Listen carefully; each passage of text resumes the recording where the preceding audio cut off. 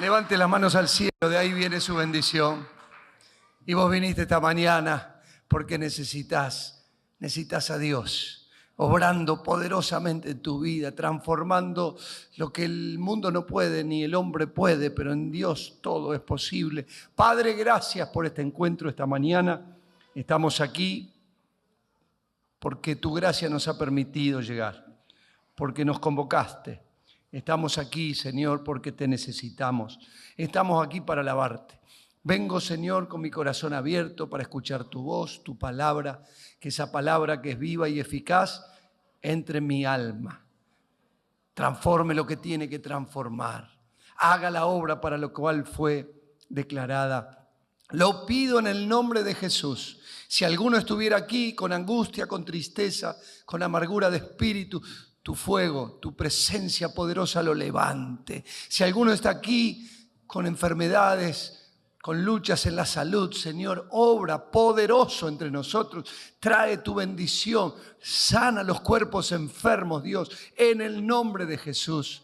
Si alguno está aquí con preocupaciones por el futuro, tu paz que sobrepasa todo entendimiento, guarde su corazón.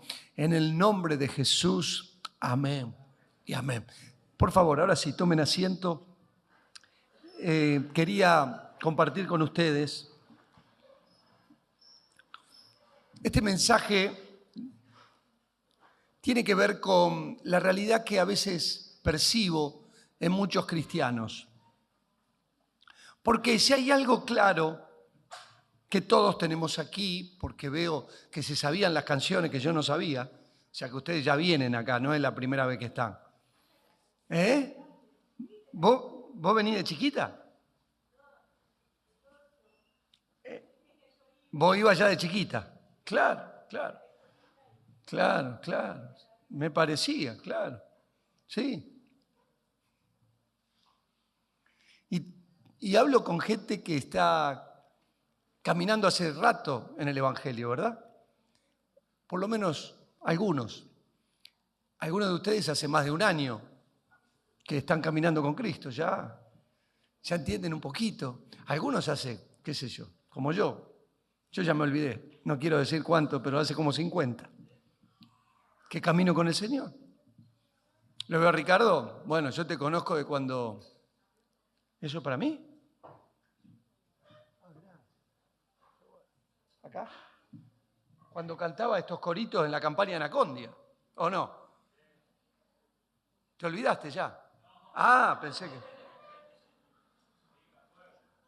Éramos jóvenes, ¿no? Y seguimos siendo. No, pará.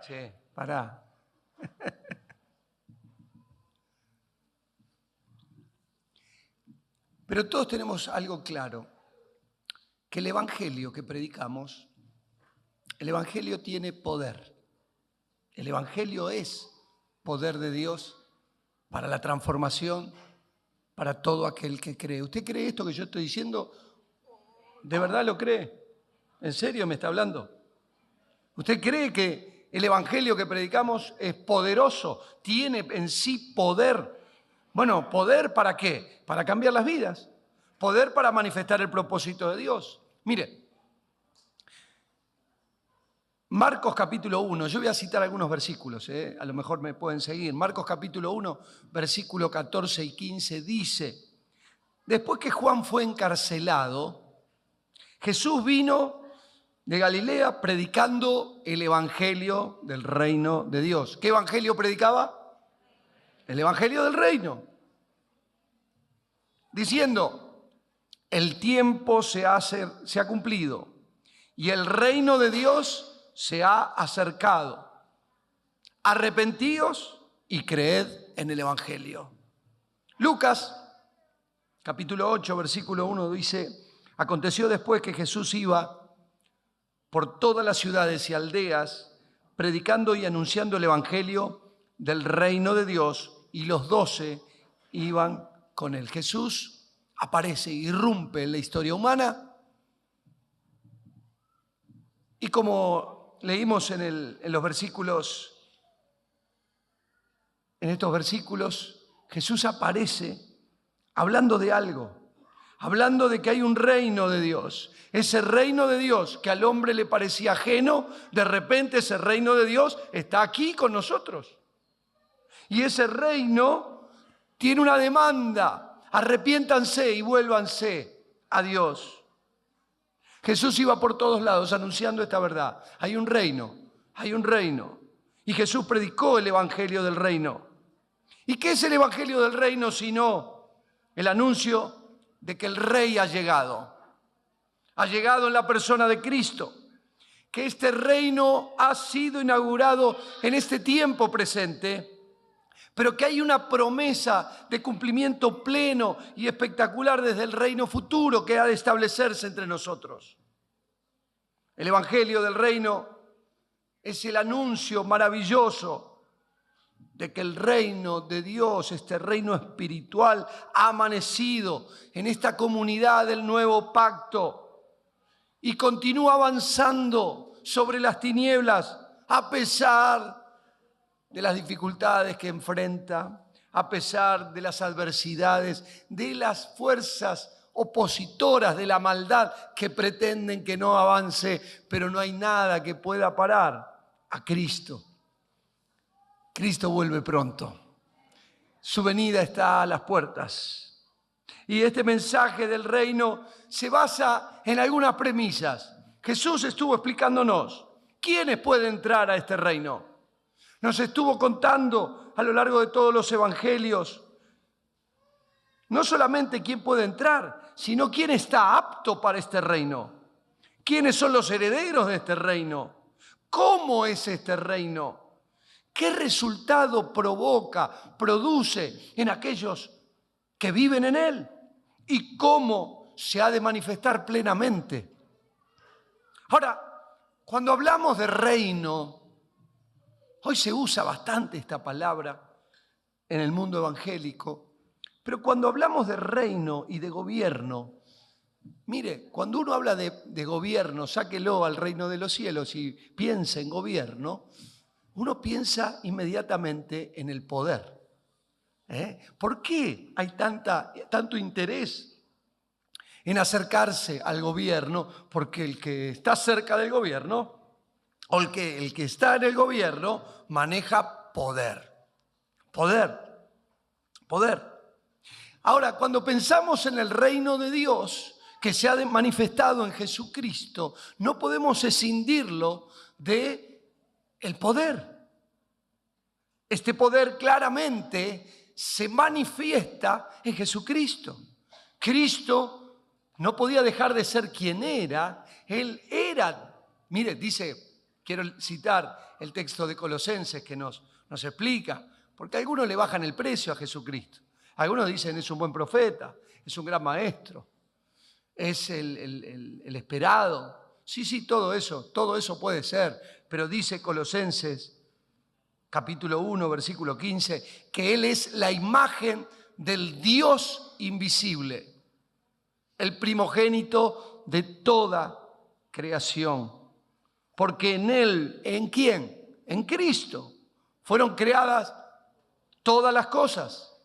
Todas las cosas, las que hay en los cielos, las que hay en la tierra, debajo de la tierra.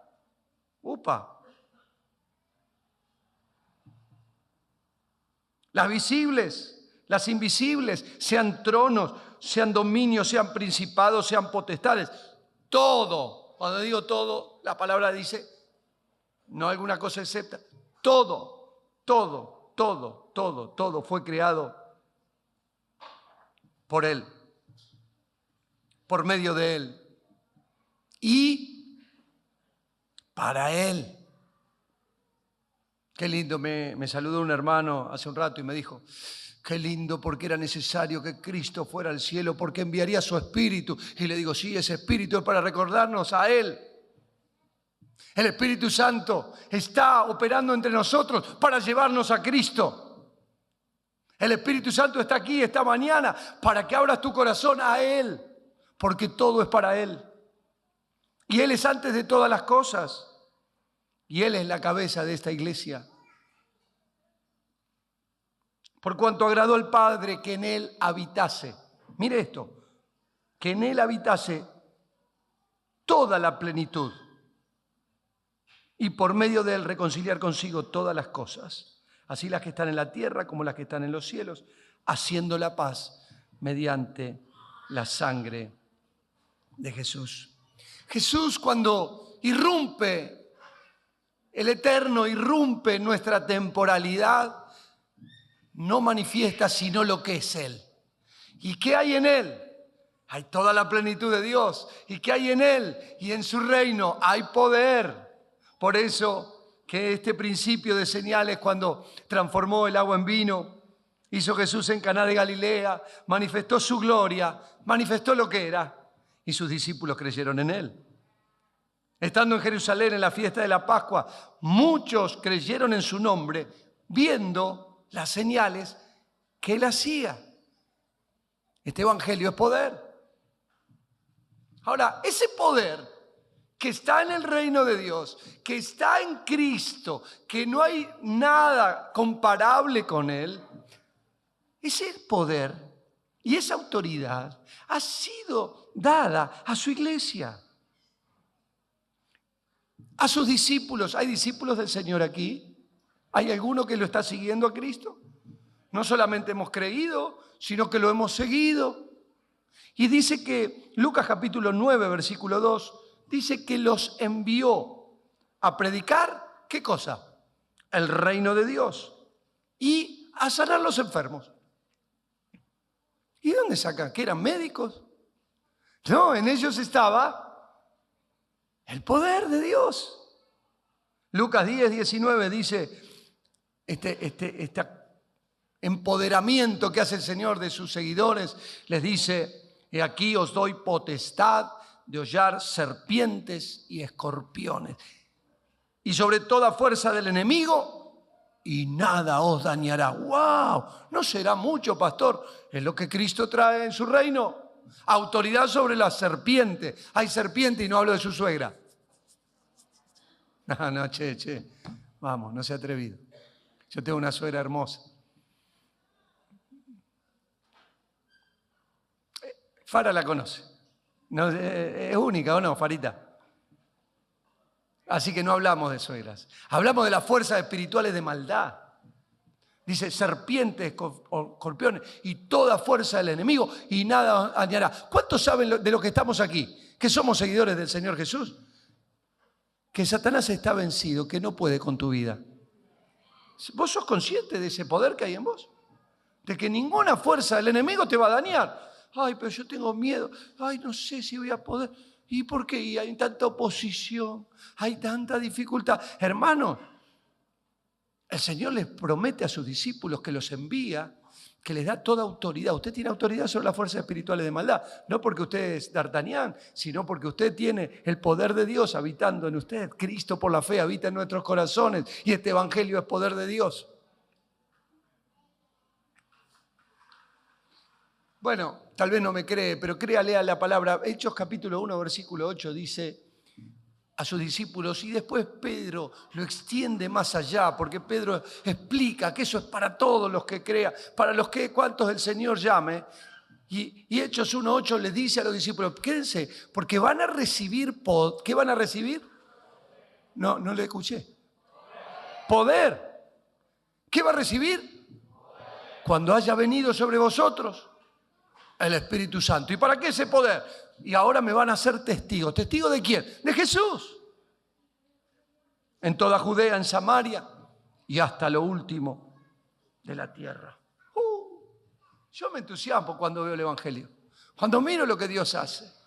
Porque Marcos lo va a encontrar también contándonos el comisionamiento. Le dice: id por todo el mundo, predicad el Evangelio a toda criatura. El que creyere y fuere bautizado será salvo, y el que no creyere será condenado.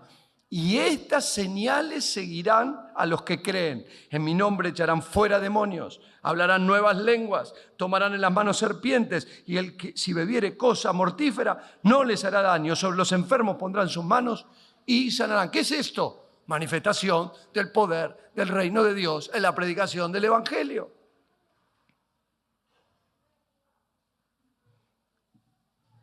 Pablo escribe una carta preciosa a una iglesia con muchos problemas, que es la iglesia de Corinto. Y les dice así: cuando fui a vosotros, cuando estuve ahí para anunciaros el testimonio de Dios, no fui con excelencia de palabras o de sabiduría, pues me propuse no saber entre vosotros cosa alguna, sino a Jesucristo y a este crucificado. Dice el apóstol Pablo, cuando estuve en Corinto, y se detuvo mucho tiempo ahí, y se detuvo, ¿qué? Anunciando. ¿Y qué? Dice, yo estuve como si yo fuera un ignorante. Pablo, el que escribe esta carta, era uno de los hombres más iluminados de la época. Era un académico, tenía talentos de todo tipo, era un especialista en oratoria, era un filósofo, era un hombre sabio, era un hombre hábil, sabía trabajar con sus manos, tenía habilidades múltiples, era una persona admirable. Sin embargo, cuando va a Corinto, dice, yo quise tener bien claro que ninguna de esas cosas para ustedes les serían útiles. Por eso me propuse, como si yo no supiera nada, pero de lo único que sé que vale la pena comunicarles es a Jesucristo y la cruz de Cristo, a Cristo crucificado, porque de ahí emana un poder que sí puede transformar las vidas.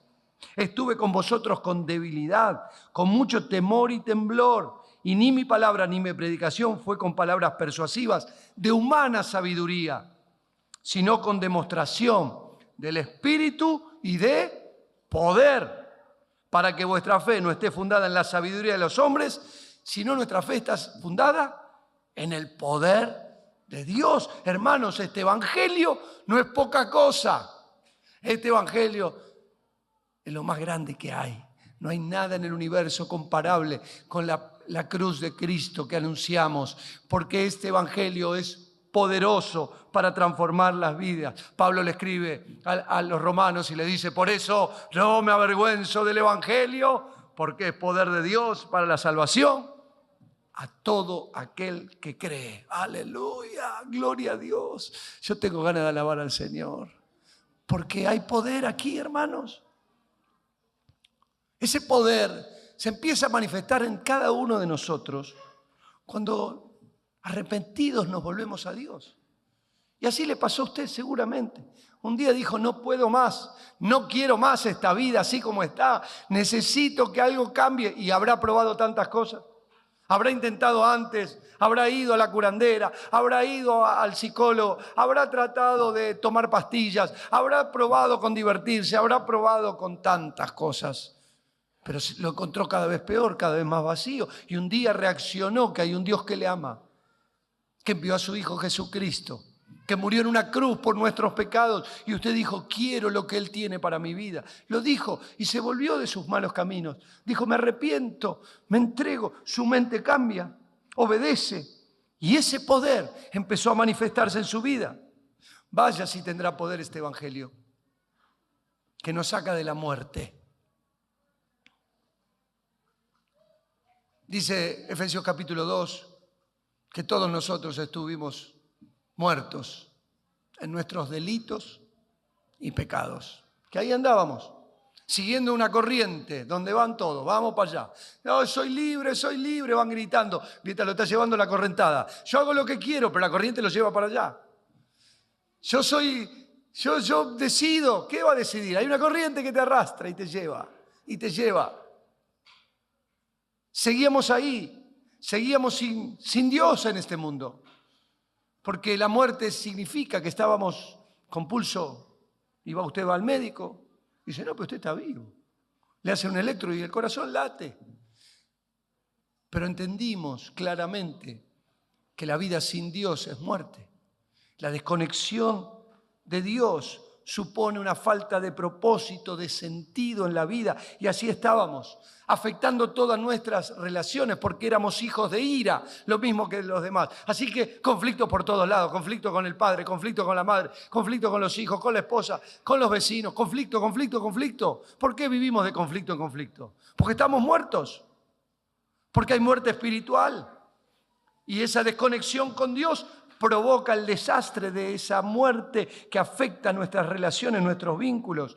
Pero en el corazón no hay paz, en el corazón no hay alegría, solamente cuando hay algún suceso, algún evento, y estamos todo el tiempo buscando esa dopamina, tratando de que se provoque de alguna manera un bienestar que solo encontramos de a gotitas en la vida. Por eso algunos desisten de la idea de que hay felicidad. Dicen, no, hay algún momento, qué sé yo, cuando nació un hijo, cuando me compré el auto, que se pone viejo rápido, ¿viste? El auto lo sacás nuevo, se lo mostraste a todo el mundo y después ya está, es un auto. Te lleva y te trae. Y hoy esa alegría del primer día que lo sacaste se terminó. Hay momentos, dicen. Así que hay carencia absoluta de alegría en la vida de un hombre sin Dios. Hay carencia de paz. Por eso las medicaciones que más se utilizan, que más se prescriben, que más venden los laboratorios, son las que tienen que ver con tratar de traer un poco de calma. Ahí están los ansiolíticos, ahí están los antidepresivos. Medicación para traer un poco de... Ay, no puedo más, doctor. No aguanto más. ¿Y qué te pasa? Y no sé cómo escribirlo, no sé cómo explicarlo, pero tengo problemas por todos lados. Bueno, eso en este plano, pero la muerte es mucho más grande de la cual Cristo nos vino a sacar. Porque usted y yo estábamos condenados, eternamente condenados, a la muerte eterna. La muerte eterna, el juicio, el infierno. Es una dimensión que mejor ni pensar, o tal vez nos haga bien pensar. Que de ahí Cristo nos sacó. Nos sacó que mientras estábamos muertos, este evangelio nos resucitó juntamente con Cristo. Por gracia somos salvos. Ahora en nosotros, ese poder de Dios habita. Y los demonios que antes se hacían un festival con nuestra vida, nuestra casa, ahora huyen, retroceden. Los milagros empiezan a manifestar. Estoy seguro que si aquí preguntaría, yo no los conozco, corro con esa ventaja, entonces puedo decir cualquier cosa. Pero no los conozco y probablemente no me vuelva a invitar. Claudio después de esto me dice, no, flaco, está bien. Pero entonces le puedo decir con toda confianza, yo sé que usted en su vida ha experimentado milagros, que ha visto a Dios, que ha visto su muestra sobrenatural. Lo ha experimentado. ¿Cuántos dicen amén a eso? Porque tal vez no, pero bueno, pídale, Dios va a obrar poderosamente en su vida.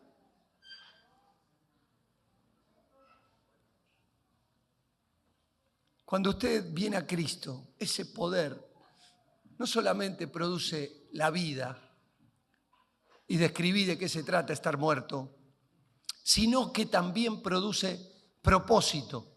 Tenemos sentido por lo cual vivir. Porque uno de los problemas más serios que afrontamos es vivir porque el aire es gratis. Y andamos en el desvarío del propósito, andamos de acá para allá. Pero cuando entendemos que todo fue creado por medio de Él y para Él, ahora tu vida tiene sentido y todo lo que haces, tu familia, tus hijos, tu trabajo, todo lo que tiene que ver con tu historia y tu existencia ahora tiene un sentido, adquiere propósito, adquiere relevancia.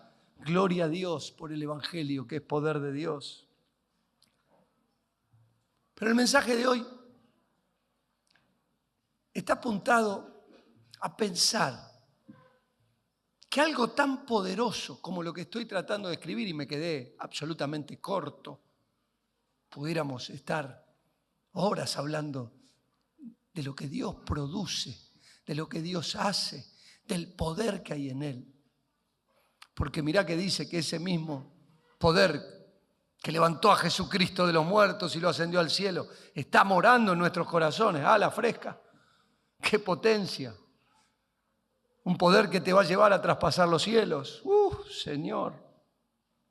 Pero ¿qué pasa? ¿Qué nos pasa que a veces parece que tenemos la pólvora mojada?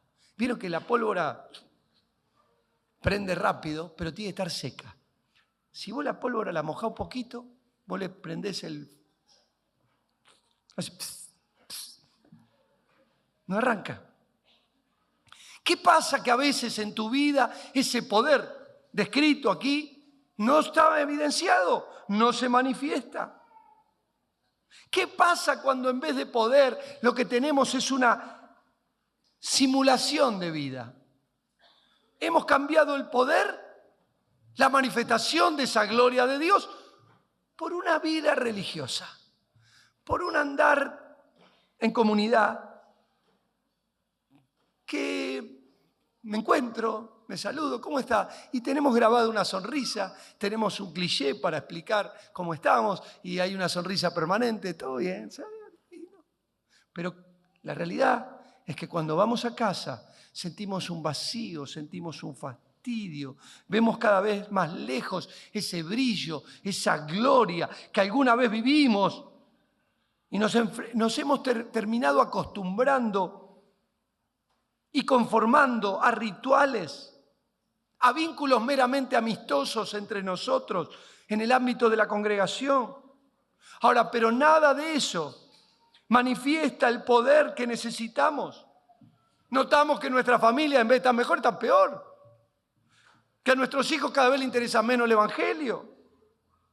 Que el amor se ha enfriado totalmente. Que ya nada acá se pone el pastor y agarra la guitarra y trata de decirte, vamos a alabar al Señor. Y vos decís, bueno, pero no hay gozo.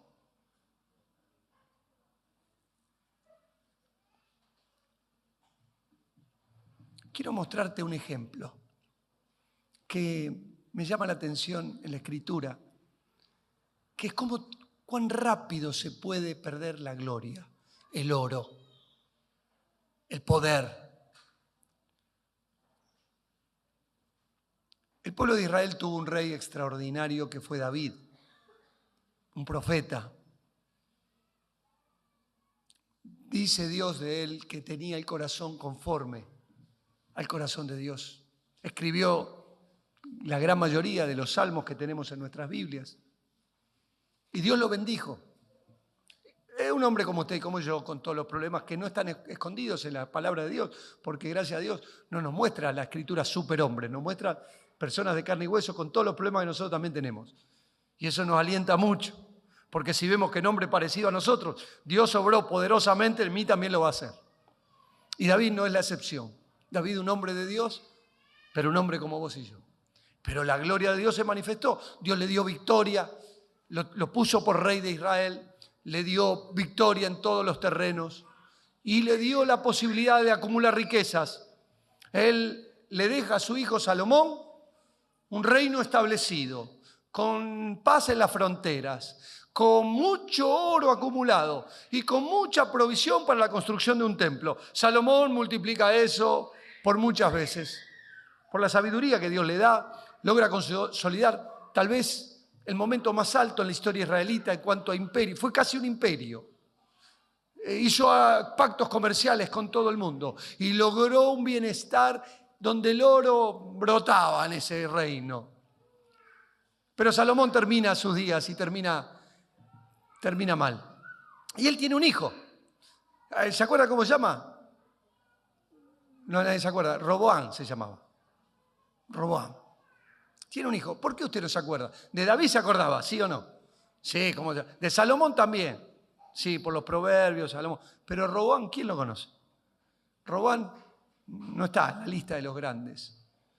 ¿Y por qué? Bueno, porque Salomón le deja un reino lleno de oro, lleno de riquezas, y apenas tenía 41 años cuando comenzó a reinar. Y Judá dice, en su reinado, hizo lo malo ante los ojos de Jehová y le enojaron más que todos los que sus padres habían hecho en sus pecados que cometieron. Estoy citando Primera de Reyes, donde está esta historia, capítulo 14, y ahora estoy leyendo versículo 23. Porque ellos también se edificaron lugares altos, estatuas e imágenes de acera en todo collado alto y debajo de todo árbol frondoso. Hubo también sodomitas. Sodomitas no son los que venden soda, porque sodomitas habla de los que practican la homosexualidad o perversiones sexuales. Había también entre ellos sodomitas. E hicieron conforme, ¿qué hicieron? Se acomodaron, se conformaron a todas las abominaciones de las naciones que Jehová había echado delante de los hijos de Israel. Mire el panorama, ¿eh? Alguien que hereda oro, alguien que hereda gloria, alguien que se siente en un trono y tiene poder, de repente toma elecciones, toma decisiones. Primero no escucha el consejo de los mayores.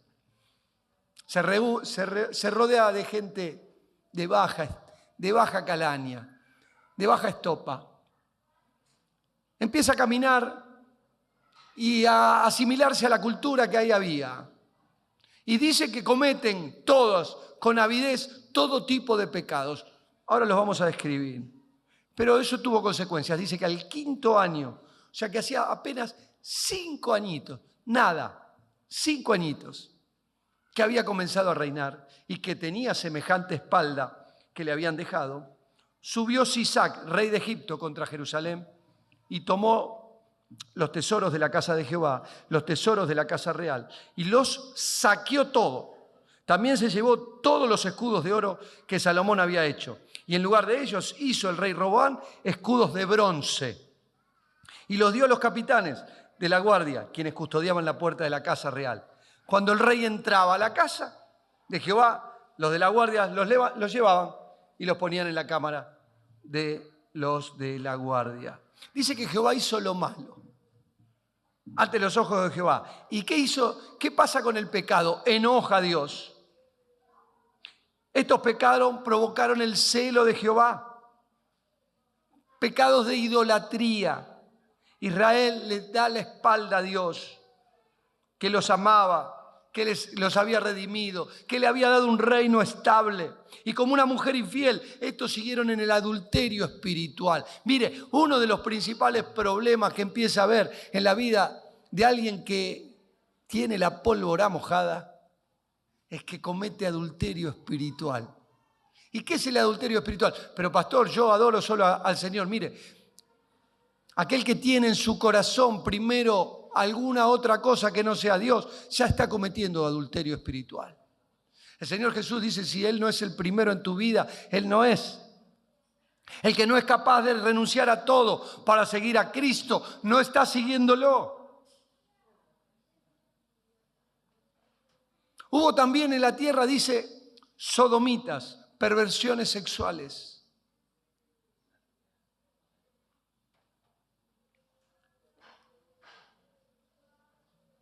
Hicieron conforme a todas las abominaciones, las cosas que Dios reprobaba, que Dios había desechado, considerando la profundidad de la depravación de Canaán.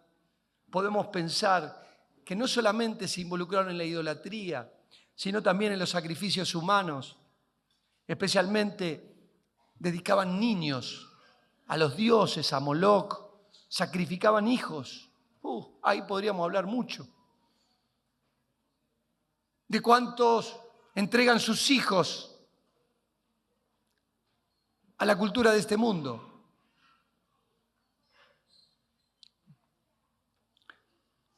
Se involucran en ritos inmorales, se involucran en la brujería, aceptan la adivinación como una práctica posible. Se asimilan a la cultura. Frases tales como, bueno, pero todos lo hacen, yo no voy a ser distinto, mi familia es así. Si los chicos en la escuela todos lo hacen. El otro día estaba con un papá que estaba muy preocupado por su hijita. Su hijita ya tiene 17 años, ¿no? Está en la secundaria y entonces practica en un club y como resulta que practican un deporte y le está yendo mal, están perdiendo. ¿Y cuál es la idea? Genial, de la directora técnica y de algunos que estaban ahí. Tenemos que ir a la parapsicóloga, no sé cómo le llaman, para que nos haga un trabajo y que empecemos a ganar. Y esta chica estuvo luchando con eso, porque dice, ¿y si yo no voy? Me van a echar la culpa a mí de que perdemos. Y si todas las mis compañeras lo hacen, ¿por qué yo no puedo ir también? Y a lo mejor tal vez da resultado.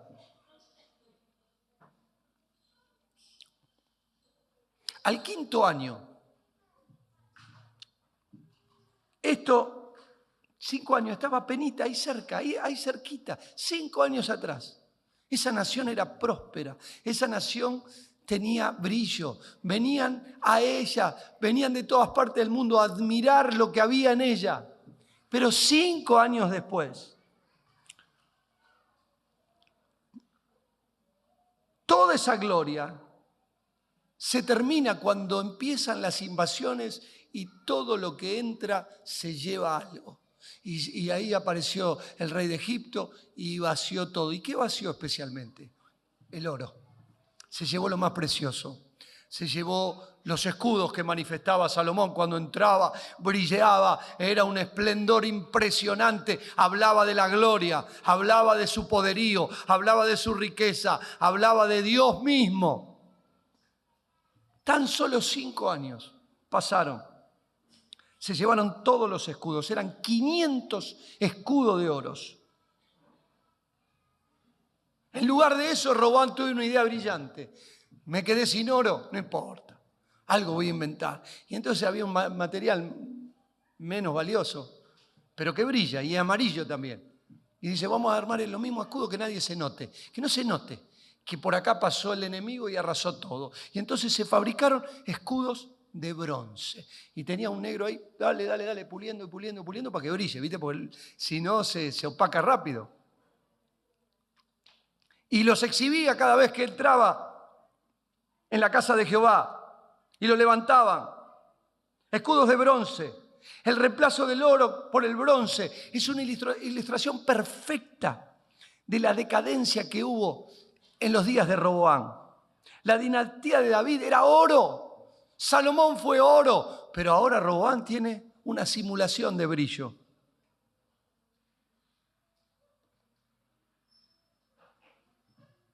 ¿Y por qué usé este ejemplo? Porque digo, Roboam eligió un camino. Y eligió el camino de la simulación, donde él quiso seguir aparentando una gloria que ya había perdido. Y cómo me duele ver que muchas veces entre nosotros vivimos vidas de apariencia, vivimos en una falsedad absoluta. Estos escudos de bronce son un ejemplo importante para pensar que no puedo estar levantando una gloria que ya no tengo, que intento que todos piensen que está todo bien, pero el oro ya no está. ¿Cuántos cristianos viven así? ¿Cuántos regresan después de cultos preciosos y sienten que su vida está vacía? ¿Cuántos perdieron el gozo de estar aquí esta mañana? El gozo de la salvación. ¿Cuántos hace tiempo que a nadie le comparten la alegría de conocer a Jesús y lo invitan a que conozcan a Cristo? Si algo puedo hacer esta mañana es llamarte a reaccionar. No es posible seguir así. Este evangelio es poder de Dios manifestado en la vida. No importa cuán religioso eres, la vida que Cristo trae no tiene nada que ver con esta vida de simulación. Hay que recuperar rápido el poder, rápido la gloria. Y quiero terminar. Se escuchó gloria a Dios.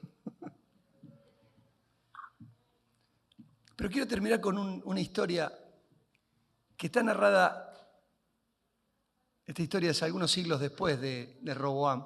Es la historia de un profeta, Eliseo. ¿Lo conocen? Sí, seguramente han escuchado mucho. Y esta historia seguramente usted también la escuchó.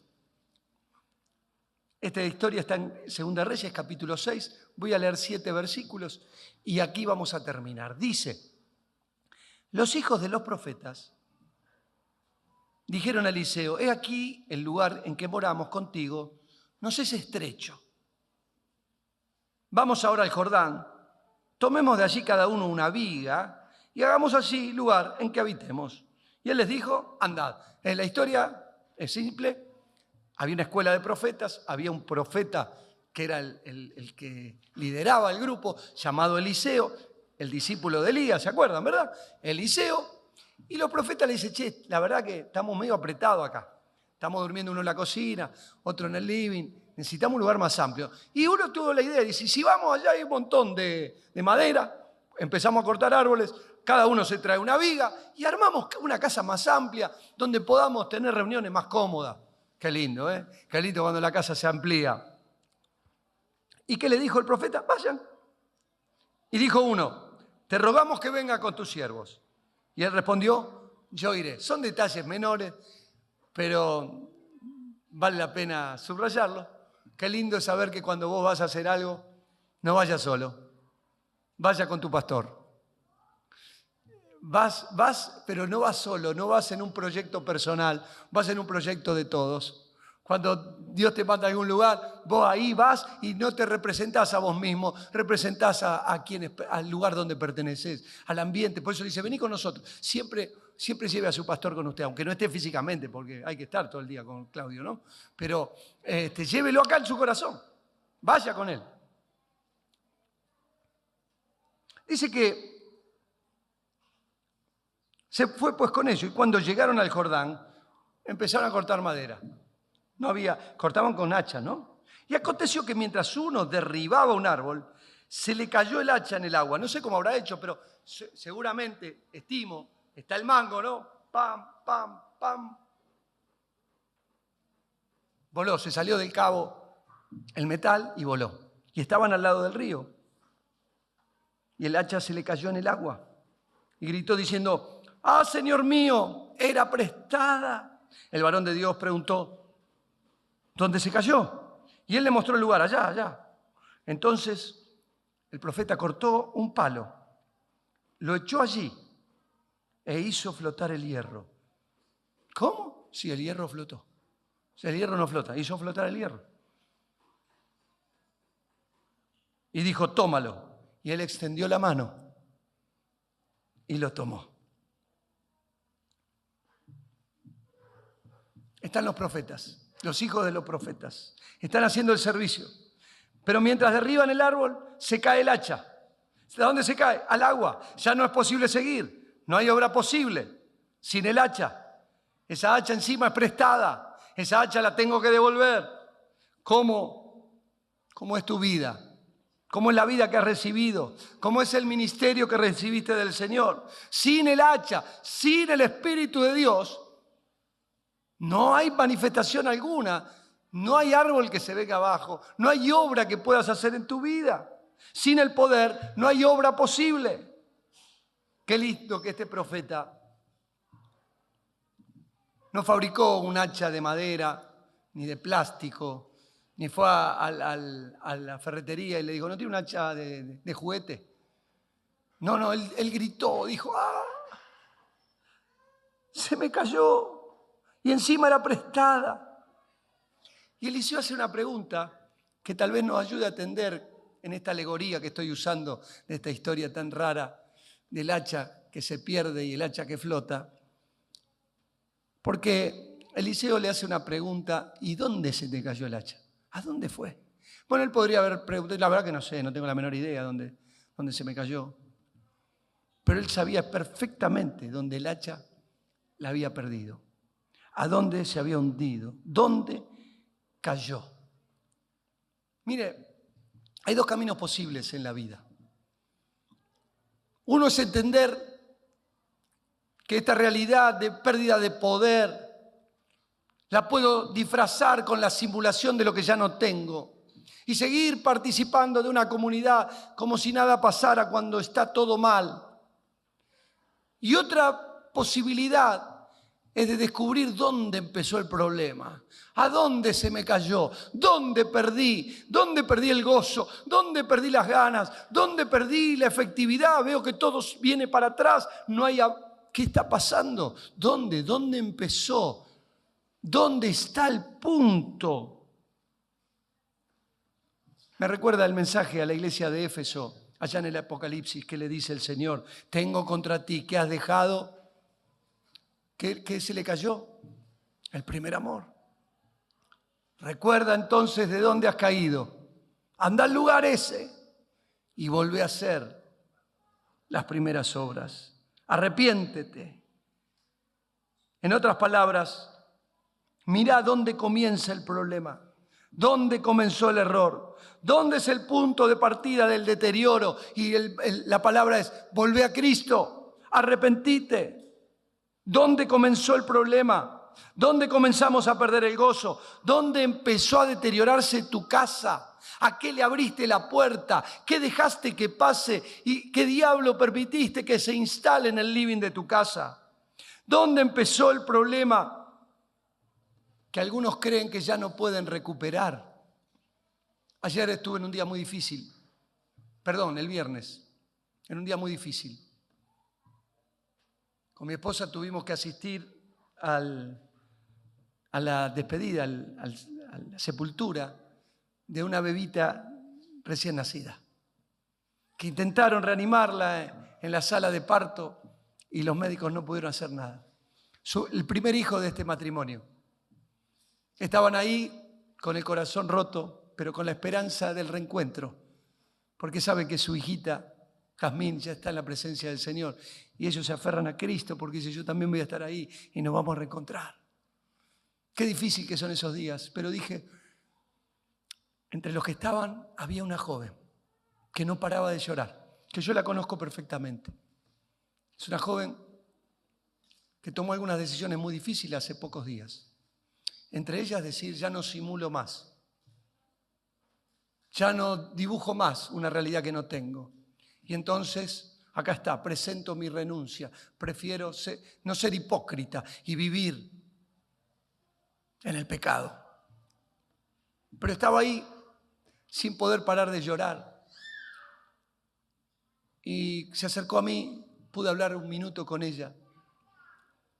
Y ella, que es una mujer casada, que tiene hijos, pero se ha separado del esposo, ha comenzado otras relaciones, una cosa tremenda habiendo conocido al Señor. Y me dice, pero yo cometí muchos pecados, pastor. Yo fallé demasiado. No puedo volver. No puedo. Y hay muchos que perdieron el hacha, se les cayó. Y dicen, no hay cómo recuperar eso que se perdió. Pero el Evangelio no es eso. El Evangelio es el Evangelio de las oportunidades. Y Jesús nos presenta a un hijo pródigo que vuelve después de estar con los chanchos. Nos presenta a esa oveja tonta que por descuido se perdió, pero que el pastor la va y la busca y la trae de nuevo. Nos presenta a que esa moneda que se pierde y que no importa, es una moneda, es valiosa, la vamos a recuperar. Vamos a seguir, porque el Evangelio es el Evangelio de las oportunidades. De volver al oro, de volver a la gloria, de volver al poder. Pero la pregunta es oportuna. Y la pregunta es, ¿dónde perdiste? ¿A dónde se te fue? ¿Dónde cayó? Y es imprescindible resolver el problema. ¿Saben por qué? Porque el problema no se resuelve a lo Roboán aparentando. No se resuelve diciendo, bueno, ya va a pasar. Dios no pasa por alto las cosas. Dios no disimula, no mira para otro lado. Dios perdona, pero no disimula. No es que se olvida, perdona. No es que, me distraje. ¿Qué pasó? No pasa nada, no pasa nada. No hace la vista gorda. Dios perdona. Y dice 1 Juan capítulo 1, versículo 9, que si confesamos, si vamos al lugar donde se cayó el hacha, si confesamos nuestros pecados, Él es fiel y justo para perdonarnos nuestros pecados y limpiarnos de toda maldad. El profeta hace otra cosa, corta un palo. Y el palo hizo lo imposible. El palo, esa madera hizo lo que nadie puede hacer. Hizo flotar el hacha. Es que el poder de la cruz, ese palo donde Cristo fue crucificado, que por mi descuido yo olvidé, lo extravié, perdí. En Cristo hay resurrección, hay vida, hay oportunidad. En Cristo hay resurrección de los sueños y del propósito de Dios para tu vida.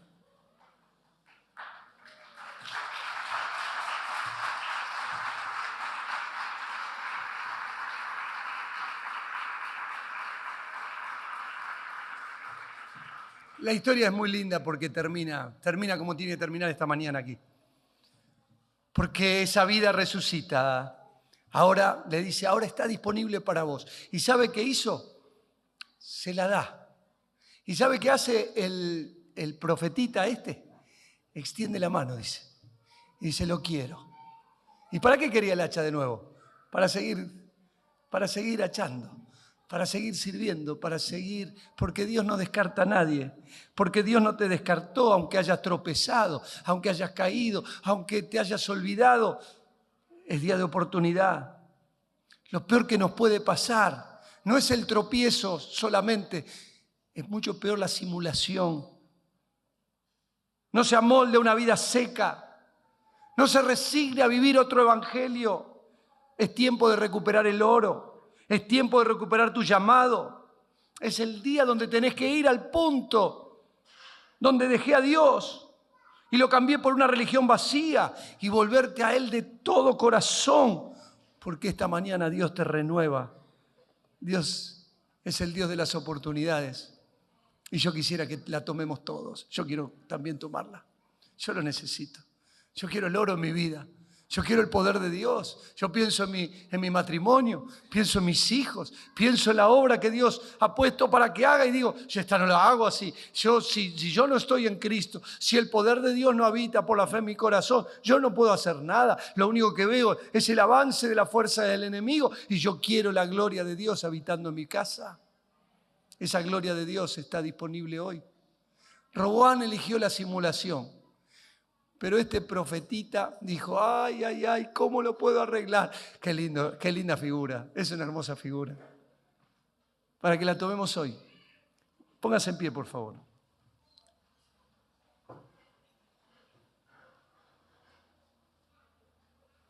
Yo no conozco las costumbres de esta casa, pero a mí me gusta ser expresivo.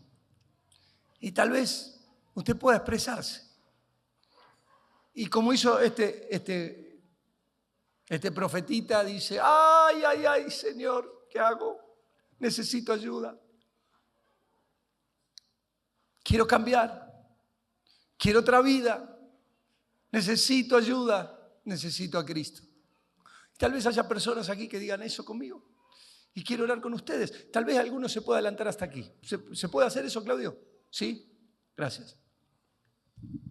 Pues quiero orar contigo, quiero orar aquí abajo y quiero abrazarte y decirte, vamos juntos, yo también estoy acá, quiero recuperar lo perdido, quiero luchar por mi casa, quiero luchar por mi familia, quiero luchar por esa gloria que quiero que esté presente, ese poder de Dios que puede transformarlo todo, lo quiero hoy en el nombre de Jesús.